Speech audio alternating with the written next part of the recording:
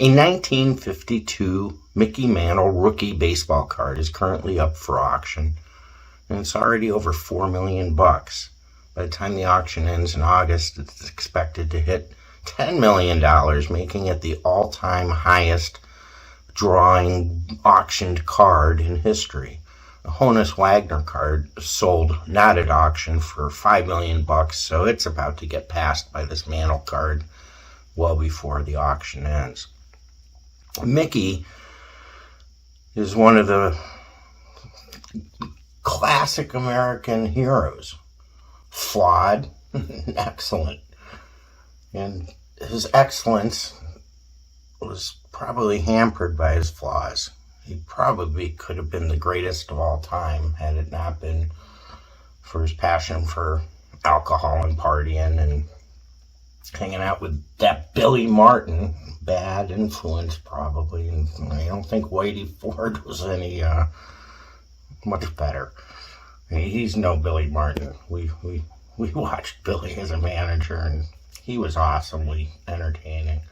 Mickey Mantle's children wrote a book in 2006, Mickey Jr. and David, and they described what it was like being the offspring of one of America's heroes. And Mickey Jr. actually played professional baseball in the minors, but always was burdened by the comparison to his father, his namesake. Being a junior myself, I can relate to the burdens of sharing a profession and sharing a name with your dad. It's not easy. This interview from the Mike Trivisonno Show on WTAM in Cleveland is great. Triv loved Mickey Mantle. Like another of my favorite broadcasters, Bob Costas, who delivered the eulogy at Mantle's funeral, Trivisonno adored Mickey Mantle and conducted a straight interview, which was rare for Mike Trivisonno. He was not bombastic because he respected Mickey Mantle. So ahead of the Mickey Mantle card selling at auction for $10 million, get a glimpse into Mickey Mantle's private life via his children. Joining us in the studio live here at our beautiful studios at WTAM 1100 are two people that, I couldn't wait for this show to take place. Both two of Mickey Mantle's sons, Mickey Jr. and David Mantle, have joined us live in the studio. Mickey, David, how you guys doing today? Real good. Glad to be here. Doing real good. We've done a lot of shows, so happy to be here in Cleveland. Now, what are you doing now? Are you going across the country? How many places have you been now? How many cities? Actually, we've kind of split up. My mother and Danny just got back yesterday from Chicago. We've been to New York, Washington, D.C., Baltimore, Boston, Houston. We go to Dallas. We still have L.A. and Seattle to go. How's the name of the book, Hero All His Life, your father, Mickey Mantle? How do you like the book? How's the book been done to you guys? Do you like it? I think it's done a real good job. It's been steady selling, so that's good. And it's just kind of our life story of, some of the things we did or went through as we were growing up and how, we overcame, alcohol and drug abuse and how, being a celebrity son kind of affected us all, different, our brothers. Mm-hmm, mm-hmm. Let me ask you a question. You've probably been asked every stupid question humanly possible, but so far, so excuse me if I ask any questions that are redundant to you, but I got to ask this question. Growing up, the sons of Mickey Mantle, little added pressure. Mickey Jr., you played Major League Baseball. You were in the minor leagues, if I'm not mistaken. How did that affect you? I played minor league baseball, yeah. While I was playing baseball, it hurt a lot. Everybody expected me to hit the ball over the fence and, run with the type speed my father had, and I just didn't have that type of ability. But nowadays, in business, the name is quite an attribute. That's true. Later on in life, it helps, but trying to follow in his footsteps as a baseball player had to be murder, huh? No, there was no way. Mickey Mantle, the greatest baseball player that ever lived? Well, I think so, but I'm kind of close to him, so I've always thought that, but there's other great ones that played during his era too, like Willie and then Hank and Stan, Ted Williams. I think if my dad would have taken a little bit better care of himself, that there's no doubt that he would have been the best of all time. How about that bad step back in the early 50s in a drain pipe in Yankee Stadium when it supposedly ripped up his leg pretty good? I've always wanted to ask somebody this question. Why in the hell would they have a drain pipe in the outfield for a ball player to step in at Yankee Stadium back then? I don't know the answer to that question. It's a good one. That's actually what really started, his chronic knee problems. And he never was known for a person who would rehabilitate himself correctly. He, never did much to rehabilitate his knee, and it just kept on, troubled him the rest of his career. We're talking with Mickey Mantle Jr. and David Mantle. The book is out about their father, Mickey Mantle, a hero all his life. David, they go back to even saying that when he did step in that drain pipe, I remember hearing the stories, and you could tell me if this is fabricated or not, that Joe DiMaggio was playing center field. I think your father was playing right field, if I'm not mistaken, right? Right. That was... I'm sorry. Joe DiMaggio actually hurt his knee pop. It was such a bad injury. Is that true? Yeah, he said you could hear it like even up in the stands, I think. But what it was, that was like Dad's first year, and I think it was Joe DiMaggio's last year or whatever. And so, Joe had, I think, a bad heel or something. So, Casey kind of asked Dad to kind of, since Dad was quick, to, kind of, I guess, back him up or whatever. And so Dad was going over there, and then Joe called him off the fly ball that was hit out there. And then when he went to stop it, just boom, happened to stop right there, and that's where it just all his weight went down on his right knee. We've heard so many stories about your father. It's really hard for the average person to know if they're made up, if they're exaggerated, if they're true. Are there any stories that you've heard that are absolutely not true that you'd like to correct here on the air? Is there any one story that sticks in your mind? Well, there's that one about the hunting trip. That's not. Well, is that the one with Billy Martin when they shot the cows? That's not a true story, then, right? That's not completely true. No, not completely. It's not. You want to tell this story the way it really did happen, Mickey?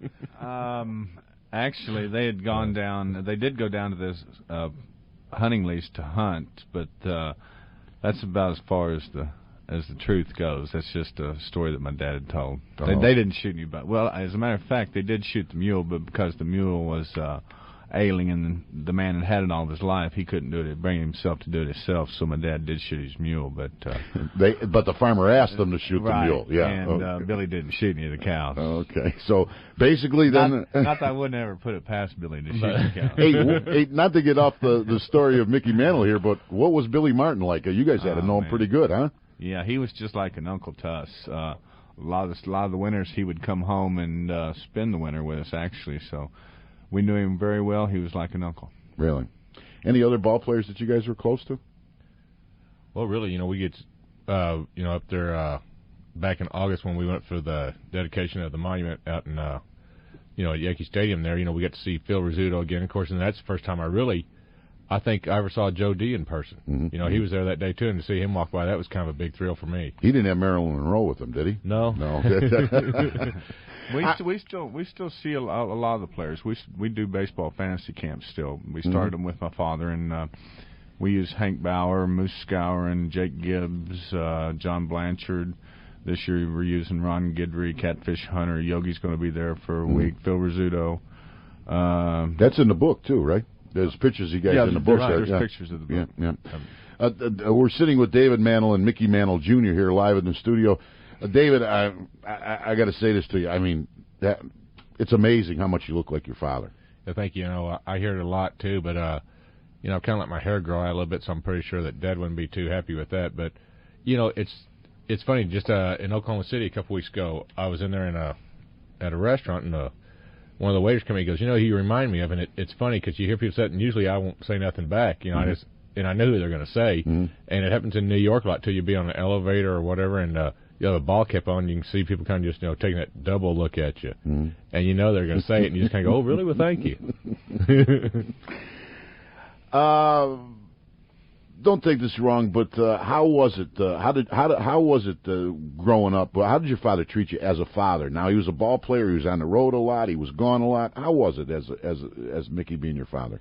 I think he was really good to us. You know, he probably spoiled us more than we should have been, but I think he was too hard on himself, as saying that he was not that good a father to us, and I think he tried to make it up in other ways. Mm-hmm. But that was part of his job. He played a lot of baseball. And they were usually in the World Series, like Mickey Jr. said, and we just kind of expected it, but we just accepted, and of course, whatever time we could spend with him later on, we did, and then sometimes I'd say, towards the end it was in the bar. Mm-hmm.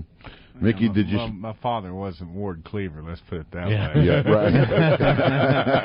right. You know what, though? I mean, that's not all bad either. I mean, No. You had to learn a lot. I mean, if you would have listened to him, you probably would have it would have cut out a few mistakes because he's been there, he's done it. You follow what I'm saying? We know exactly what you're saying. I watched and saw the mistakes that he did made, and was able to not make those mistakes in my own life. Mm-hmm, mm-hmm. Did any of you have the speed? Did any of you have the God-given speed that Mickey had running-wise? No. Any of the sons? Not that type. No. I think Mickey was real fast, because I remember one time we were at one of his friend's house, and I thought I could beat him, and he kind of beat me by a lot. Now you're talking about Mickey Jr. Mickey Jr. Right. Now, your father was clocked, supposedly. Now, is this fabricated at 3.1 seconds from home to first? From the left side. From the left side. Fastest human ever from home to first. Right. Now, we have a ball player here in Cleveland, and I bring this up on the air, and I get criticized. Of course, I told you off the air, and I've said this many times on the air, I idolized Mickey Mantle growing up, okay? I know a lot about Mickey Mantle, more than probably the average guy does, and I remember the 3.1. Now, we have a ball player here in Cleveland that's as fast as the wind, Kenny Lofton. And when I tell people that Mickey Mantle could get from home to first, from the left side, faster than Kenny Lofton, they think I'm crazy. So it is 3.1, right? 3.1. That was it. Yeah. Now, that's the fastest time ever from home to first from the left side of the batter's box that you know of anyway, that I know of, right? I think I've heard, a couple years ago, there was a couple of Rains maybe, and a couple other guys were maybe as fast. Mm-hmm. Nobody faster, no. No. Now, that's amazing because, I mean, he was built like a home run hitter, yet he had that blazing speed. Right. A lot of people will tell you that if Mickey Mantle would have stayed healthy, and this is not me talking, that there wouldn't be a doubt in anybody's mind who the greatest ball player of all time would have been. That's what I was talking about earlier. If he'd taken better care of himself, there's no telling what he would have done. Mm-hmm. Mm-hmm. Maybe not had the injuries that he had, too. Can you tell us about the great story when he was sitting on the bench as a pinch hitter, and he may have been out a little too late the night before, and all of a sudden Casey called him to bat? Can you tell that story, okay? Then that's a pretty good story. Whitey had just pitched the night before, Whitey Ford, and he knew he wasn't going to play, so they were sitting on the end of the bench together when Casey had already seen my dad and knew he wasn't in much shape to be playing either. So they were both down at the far end of the bench, and my dad had actually fallen asleep on Whitey's shoulder, and Whitey saw Casey coming and nudged my dad a couple of times. Mick, here comes Casey. You better get up. So my dad said he woke up and was sitting there trying to look like he had some kind of idea of what was happening. And Casey asked him to go in and pinch hit. Well, it so happened that he couldn't find his hat. He didn't know where his hat was. And then back in those days, you didn't have a hard hat. You had a little thing that fit inside your ball cap. Mm-hmm. So he was looking for his ball cap to put the hard hat in, and it turned out Whitey had been sitting on it. And when he finally got his hat on, it was bent so bad you couldn't see out either side of the cap. And anyway, to make a long story short, he walked up and first pitch he hit it over the wall. So home run. Great Mickey Mantle story. Great story. You know what really, and me personally, and you guys don't have to comment on this because you don't have to get into this, but I hate today's society. I hate this political correctness. I hate everything about what's going on today.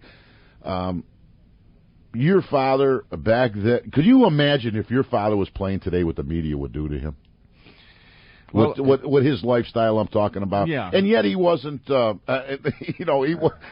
I mean, we have athletes today that have taken women's faces and smashed them in the mailboxes. The kid from Nebraska, the Lawrence Phillips, the running back, and different instances like this. I mean, your father just had a good time. I mean, Whitey Ford, Billy Martin.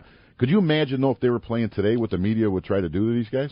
Well, you're right. Probably back then, most of the media that traveled with the team, the media that covered the Yankees, and I'm sure there was a lot of things that weren't brought out on them that they did do. Mm-hmm. So there's no telling what might have been brought out if today. If I'm not mistaken, it's even in the book. I think there's a quote in the book where it talks about, or your father talks about, even when he did make a mistake, everybody made excuses for your father. Mm-hmm. That's how well loved, and I don't want to say liked, because he wasn't liked, he was loved. How does that happen? Is that just a 1 in a million type person that came along, your father? Go ahead. It seemed like a lot of times when I kind of saw it, towards the end, the drinking did get worse, and, we'd be at the dinner, and, some embarrassing moments would pop up every now and then, and, we'd always try to make excuses for it. I guess I can't understand why we did it, but, of course, it's our father and we loved him. But, we were always, I guess, like you said, just covering up for him and, trying to make it right. And, of course, the next day he probably really realized, that it wasn't the right thing to do. Do you have any idea why your father was so well loved universally? I think, in my opinion, he was just the all-American kid. He came from Oklahoma. He had, that sandy blonde hair. He looked just like the all-American boy. The name Mickey Mantle just has a ring to it. Mm-hmm. And sure, that's a good point. Just everything seemed to fall his way. He was just a lucky person, a gifted person, and it just seemed to work out that way for him. Can you even begin to think, to fathom what your father would be worth if he was 25 years old in the year 1996? There was another story he told us one time that he was at a card show, and father was talking to his son saying, this is Mickey Mantle, the greatest ball player and all this and everything. So the question came up, Mick, what do you think you'd be making nowadays? He goes, about 100,000. And the guy goes, what, 100,000? He goes, well, you got to remember, I'm 60 years old. Yeah, that's true. That's true. We have another ball player to turn around in Cleveland, Albert Bell. You got to remember, Albert did do something that even the Mick didn't do. Albert's the only player to hit 50 home runs and 50 doubles in the same season. So we're not talking about a bum here in Albert Bell. We're talking about a pretty good player. But all-around player. I mean, your father was a switch hitter. Your father could steal bases. Your father could play center field. Your father could hit for power, and your father could hit for average. There wasn't anything your father couldn't do early on in his career, right, as a ball player. That's what. There's no telling, where you would start to even, think about what you'd pay him. And, it's not just my dad. They had guys, Moose Scourin or something like that. What would that be? What would they be worth? Right. They were hitting 20, 25, 30, 35 home runs a year. How much were they worth? Whitey Ford. How much could you pay Whitey? Or Yogi or any of them? Are you familiar with Kenny Lofton and Albert Bell? Yeah. Okay. Would it be unfair for me to say that your father was a combination of those two? That's how great he was? I would say that, yes. I like to watch Albert Bell. Mm-hmm. I know that a lot of people, he's controversial, but I like to watch Albert Bell. He's one of those few people that when he comes to the plate, the ball can leave the ballpark at any time. And Kenny Lofton with the great speed, and your father had the great speed. So, actually he could be compared to both of those players. And now there's probably some people out there listening to us because our signal does cover 38 states and half of Canada saying, are these three guys here nuts or what? That Mickey Mantle was as good as Albert Bell and Kenny Lofton combined? I'm telling you, I think it might be close if you stop and really think about it. Well, it was close. Yeah, you're right. It could have been close. Mm-hmm. Willie Mays had the same thing. He had the speed and the power and everything. So and you know what? When we come back here, we got to take a break. But when we come back here, I want to talk to you about Willie Mays and Mickey Mantle because there was a lot of a big controversy over those two back then. Duke Snyder also. Yeah, we'll talk about that when we come back. Well, we are joined in the studio this afternoon, or I should say tonight, by Mickey Mantle's son, Mickey Mantle Jr., and David Mantle. The book is out. Their father's book is out. The title of the book, A Hero All His Life, the story of Mickey Mantle Sr. I want to ask you guys, the year 1961, when Roger Maris hit the 61 home runs, broke Root's record. What can you remember about that year? Can you remember anything about that year? I just remember Dad talking about, I guess maybe some of the papers or whatever, they'd wake up the first thing in the morning and they were roommates that year. Mm-hmm. And, one of them grabbed the paper and say, look what they're saying about us today. They said that they were quarreling and kind of arguing with each other, but they were, really great friends. And he loved Roger, and he's really glad that, he did break that record. Mm-hmm. In fact, your father was ahead of Roger Maris most of the year in home runs. Your father 54. got hurt that year, too, didn't he? He missed almost the last 2 weeks of the season that year. Mm-hmm. Mm-hmm. And he had 54. Was it true that they were booing Roger Maris because they wanted your father they wanted Mickey Mantle to break the record? I've heard stories like that, but and then I've also heard too that because of the extended games too, that they didn't think it was really fair to have that those extra games and him doing it on the last day, I guess too. But sure. Well, I think Dad was really glad and proud that he did it. You can talk to a lot of the Yankees that were there and watched that, and told that it did take on Roger. He was losing hair. It's unbelievable. I've heard that. Yeah, he couldn't go anywhere without the press hounding him. And when Dad was still there with him, going for the home run record with him, there was somebody to share it with. But those last 2 weeks, it was just Roger, and I imagine that was quite a bit of pressure on him. Yeah. Now, your father, it seemed to me anyway, and maybe I'm wrong, you can correct me here, but that would have been him that hit the 61 home runs. I don't think he'd have lost his hair. I think your father could have handled that pressure. Different kind of guy than Roger Maris. Could your father have handled that pressure? I wouldn't say he was a different type guy. I would say that my father probably had more experience with that type of pressure, being in New York as long as he was, playing in front of that crowd as long as he did. Roger had just, Roger hadn't been there very long. Sure. And so I think it was just probably the fact that my dad had more experience in dealing with it. What can you tell us about your mother? How'd your mother handle all this? My mother, if it hadn't been for my mother, there's no telling what would have happened to our family. She's the one that kept our family together. Mm-hmm. She's been called a saint, and she's done really a great job. And I'd mentioned at one of the Mickey Mantle Foundation, for organ donation, I was giving a speech there, and I mentioned to at the dinner during the speech that I was lucky enough to have two heroes, and my mother was the other one. Mm-hmm. How does David Mantle and Mickey Mantle Jr. get along? We get along pretty good. We've always had those little brotherly spats and stuff, but we always take up for each other, and we get along pretty good. We're really, I think all of our brothers, we were all real close. Mm-hmm. My father stressed that a lot.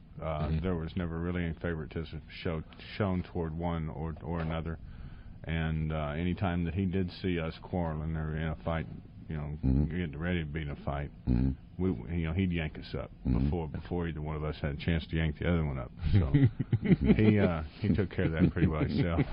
Father ever give you a couple of whoopings you can remember today? Speaking of that, I got spanked a couple of times, but I tell you what really took the toll on me was him being out of town and Mom going, "I'm going to tell your dad when he gets home." And I go, why couldn't he be, like, say, the normal dad, come home that night, get the punishment over with? Instead, I'd worried about it for 3 months, and I'd lose my hair. Now, you have another brother also, right? Right, Danny. Yeah. And how old is he? He's 36. 36. So, from you're 43, youngest is 36, so what, 7 years apart between the three? And Billy would have been 39 this December. 39 this December. Now, when did he pass away? It was golly, almost 3 years this March. Mm-hmm. How did that have the effect on you and your father and your mother and everybody? On my father, it had. In fact, he had just finished his stay at Betty Ford Center, and we weren't sure how whether he would stay sober through losing Billy. Was he named after Billy Martin? Yes. Was he? Yes, he was. They think it jinxed him. But Billy, my dad always thought he was going to die early because everybody in his side of the family, all the men, had developed Hodgkin's disease, cancer, and died early. I remember your father saying that he'd never lived to be 40. Right. Well, it skipped his generation. He and his brothers, none of them developed it, and then came back in Billy, and I think that really hurt my father a lot. Billy contracting. Yeah, he was 19 the first time. Yeah. Now, like I said when we started the interview, and we're sitting here in the studio talking with Mickey Mantle Jr., And David Mantle, and I said you guys are going to be asked a million questions. You're making a tour all over the United States of America. You've been on TV here in Cleveland. You're on radio now here at WTAM. I told you someone's going to ask you a stupid question. Here it comes, okay? George Foreman has, I don't know how many sons, 6, 7, 8 sons. Named them all George, Right. okay? Said, and when I heard about it at first, I laughed, okay? Then when I heard George explain it, it made sense, believe it or not. Now, maybe I'm crazy, but it made sense to me. George said I was not going to name just one of my sons George because I'm a famous person, and I didn't want to feel like I was playing favoritism to one of the sons and have all this rivalry between my sons because of it. So I named them all George. Right. You're named Mickey Jr. Mm-hmm. David Mantle. Do you resent Mickey for carrying that name? Is there any resentment there at all? No. Do you wish you had the name? No, I'm glad he was the firstborn because there's a lot of extra pressure that comes with being junior. It's just one of those facts, I guess. It just seems like he's, I think, caught in a lot more because of being junior, and he's been compared to Dad, too, a lot more because of it. That's a good way of looking at it. Mick, you wish David had the name then? Let me turn it around. He can have it all he wants. There's a lot of times I'd have traded with him, yeah. Trying to be a ball player in the minor leagues, it wouldn't have been any different if you were David Mantle, Billy Mantle, Pete Mantle, Mike Mantle. As long as you were, it didn't matter as long as the Mantle name was there, right? I don't think it would have made any difference as long as the last name was Mantle. Anybody ever, and I know this is kind of a personal question, and forgive me for asking it, if you do take offense to it, just give me a wink and we'll move right on, but did anybody ever get really down dirty with you and say, when you were trying to play baseball, and that's why I quit. You're nothing like your father? Anybody, that happen a lot? Well, it happened several times, but the night that I decided I didn't want to play baseball anymore, I'd struck out 4 times, and there was a guy in the stands that had been on me the whole night. And the last time I struck out, he had a few words for me, but the thing that really got me is he told me to go home and tell my father what I was doing. And then next place I found myself was up in the second row with him. So that was, really? You went after him, huh? That was last game. Yeah. Now, David, how well did you play the game? I wasn't really that good, but I remember, it's kind of the same way I was in high school, and I was playing on, the baseball team there.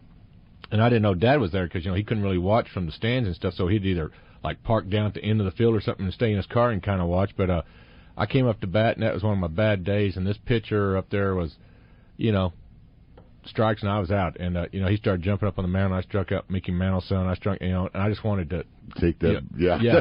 Right. And, I didn't know that Dad was there. And so, but later that play, I think it was him that he tried to get an extra base on me. I was playing right field. And so, luckily, I did throw him out at second base. Mm-hmm. So, Dad didn't say anything about him doing that to me striking out. He said that was a nice throw getting him out. Unbelievable. It's amazing. People, a lot of people that don't know a whole lot about athletics or not a whole lot about life, period, think Mickey Mantle Jr., David Mantle, your father's Mickey Mantle. You got to be able to play this game phenomenal. And it just doesn't work that way, does it? I mean, in my opinion, there was never going to be another Mickey Mantle anyway. No offense to you guys. You know what I'm saying? I just don't think there has been. That's just my opinion. I mean, I'm sure people differ with me, but no, I don't think there would ever have a chance of doing that. It was like his father and his grandfather. They brought him up to be that type of caliber of ball player. I mean, they taught him to switch hit, and that was one of the, I think, major things they did for him. Boy, because I guess they figured that platooning would come in, and hey, if you can bat left and right-handed, you're gonna be in a lot more games. Well, yeah, that's for sure. We got to wrap it up here pretty soon. How do people get the book, A Hero All His Life? It's in all the bookstores. It's in the bookstores now, There's no number to call or anything. They can order anything. Just go to the bookstores, right? It should be in all the bookstores now. Mm-hmm. And again, what do you think about the book? How do you like the book? Why should somebody buy the book? I'm sorry, Dave. Okay. If people are looking for a sports book, I don't think that they'll find this a sports book. I think this is an inside look at our family, how we grew up, the different roles that we played in my father's life, the recovery and from alcohol and drugs, And I think that's what the book's about. I think if they're looking for a sports book, that's probably not it. Sounds like you're pretty proud of the book. I am proud of the book. It took a lot of searching inside, and I think we did a pretty good job. You feel good getting it all out in this book? It helps. Yeah, I feel that way too. And I've kind of decided too, though. After we're done with the tour, I kind of maybe want to take a break. And it seems like, 2 days after his death, we've been on the road, and so I think it's time to maybe kind of quit talking about it at least for me, for a couple months, and to kind of hopefully stay away from the topic for a while. We really haven't had much rest from it. If your father was alive, what would he say what would Mickey Mantle Sr. say about the book, you think? I'm not sure what he would say. I know that I've heard us criticized for telling the stories that we told in this book. Do you think your father would have minded those stories? I don't think my father would have minded them at all in his final years. Anybody that was around my father, anybody that saw him at card shows back when he was drinking, it was no secret. And my father, he might have been rude to some people, but maliciously, he never hurt anybody. He never did anything that I don't think that he would not want to talk about. Did you do this book to make money, or did you do this book to get the word out and help some people? I'm hoping that it'll help families that are, maybe that one step away to maybe getting some help for one of their loved ones, or maybe the whole family, might need that step. But, the first couple of chapters are the last, words that Dad wrote before he did pass away, and some of those were written in the hospital. What did your mother say about the book? I think she's real proud of it, too. She said it took her, it was hardest on her to write the book. Naturally, because of the infidelity and the things that are in there about my father, but it was hard on her to write it. That had to be tough. I never thought of it that way. That had to be probably the most difficult thing about the book. You guys got a lot of guts. You really do. You're like your old man. Your old man had a lot of guts too, huh? Well, he did. He sure did. Yeah.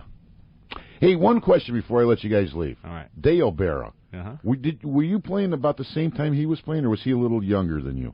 Dale and I are about the same age. Yeah. Now he had the name to carry, Yogi Berra's son also, and he had some problems with, if I'm not mistaken, with alcohol and drugs. How's he doing now? Do you keep in touch with him at all and anything? I played in Yogi's tournament last June. Got to see Dale and Tim, and Dale's doing great. They're doing some things with Yogi, and he's doing real well. You got any great Yogi stories to tell us before we leave? We don't have that much time. Not over till it's over. Any of those or nothing like that? Dad told us this one is, if there's Dad's restaurant in New York there, Yogi just had his book come out, and so, one of the reporters asked, well, Yogi, what's it about? And he goes, well, I don't know. I haven't read it. Well, I'm saying, I could just keep saying one thing time after time. I know you guys got to get to the airport, but were those Billy Martin, your father, Yogi Berra, Whitey Ford, were they that close as people think that? Were they really that close as friends? I'm talking about. Yeah, they always were up to that time, and the guys that are still alive, Moose and Hank and Whitey and those guys, they're all real close. I mean, like if a team fight broke out, it got personal because they were all personal friends then, right? They were like brothers. They were like brothers, huh? And they didn't shoot the cows at that farmer's ranch. They didn't shoot right? the cows. They got the meal, but they missed the cows. Mickey Mantle Jr., thank you very much for stopping down. David Mantle, thank you very much for stopping down. And good luck with the book, A Hero All His Life. Your father's right on the front cover. And like you said, it's not a sports book. You want to say what it's about one more time, basically, in your opinion? It's mainly about the dealings of our family, the roles everybody in our family played in our family, and us becoming sober. God bless you guys, and good luck to you. Thank you, and hope you ask us back pleasure. soon. Yeah, and tell everybody I said hello. I will. I don't know who, but tell them I said hello anyway. Thank you. We'll be right back after this short time out.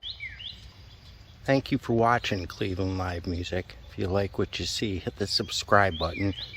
There's Patreon and GoFundMe information in the video descriptions. Thanks for watching. Thanks for making the channel grow so much.